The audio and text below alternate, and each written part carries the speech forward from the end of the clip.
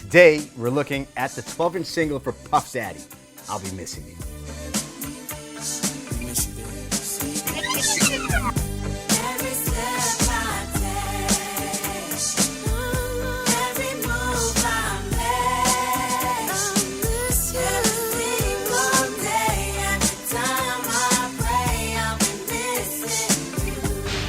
This joint came out in 1997 on Bad Boy Records. I'm pretty sure you remember this track. In 1997, fans of hip-hop were mourning the unexpected death of Christopher Wallace, aka the Notorious Big. Biggie was assassinated in the Mid-Wilshire district of LA on March 9th, on the heels of his second album that was about to hit the streets. There was already a single on the radio. Remember this joint?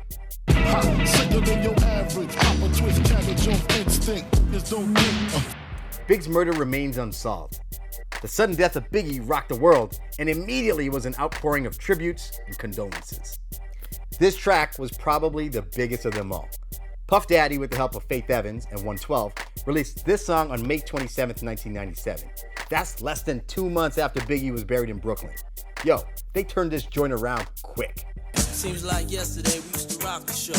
I laced the track, you locked the flow. So far from hanging on the block for dough. Notorious, they got to know that. I'll Be Missing You was a massive hit. Now I'm gonna keep it 100 with you. I hated it. This joint came at the height of Bad Boy's descent into just relicensing and remaking other people's hits.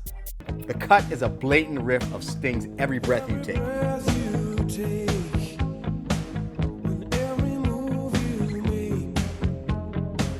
And Puffy's lyrics were written by a ghostwriter named Sauce Money. I could have saved that shit for the fun fact, but everybody already knows Puff don't write rhymes. He writes checks. We still here, you're rocking with the best. Don't worry if I write rhymes, I write checks. I remember DJing at parties in the summer of '97, and this joint was one of the most requested records. But it was so whack. So I refused to play it. I'd always let some other DJ on the bill spin it. Fuck, it was hella whack. We're gonna need to take a look at the wax now. Only there's one problem. I never opened the jacket. Take a look at the record. It's still got a shrink wrap on it. And that's not by mistake. When I got this disc, I knew it was a huge record. But bigger than that, I knew it was collectible. If I had cracked this back in 1997, it'd be worth a quarter of what it's worth right now, 20 years later. Look, I never liked the track, but I'm not a fucking idiot. This joint is a hip-hop artifact. There's actually 2 other tracks on this disc. A joint called We'll Always Love Big Papa by The Lox and Cry On by 112. Look, there's nothing redeeming on this disc. All 3 songs are trash. Here's a fun fact. This track was turned around hella quick. Puffy had this song recorded, shipped, and on shelves in a matter of weeks. That seems like some creative genius, right? But the truth is that a version of this song was already in production well before Biggie died. Isn't that crazy? Not really. Ever heard of Bad Boys Hitmen? They were the team of producers that were cranking out hits for Puffy's Bad Boy Sweatshop. Well, they already had this beat made with a guide track with other lyrics. And the sample wasn't even cleared until Puffy jumped on it and personally reached out to Sting for permission. Sting took 100% of the publishing on this track. That's important. Why?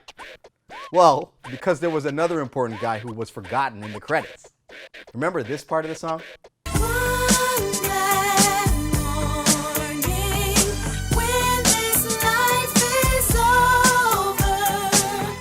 Yeah, that riff was actually written by a dead gospel singer named Albert Brumley.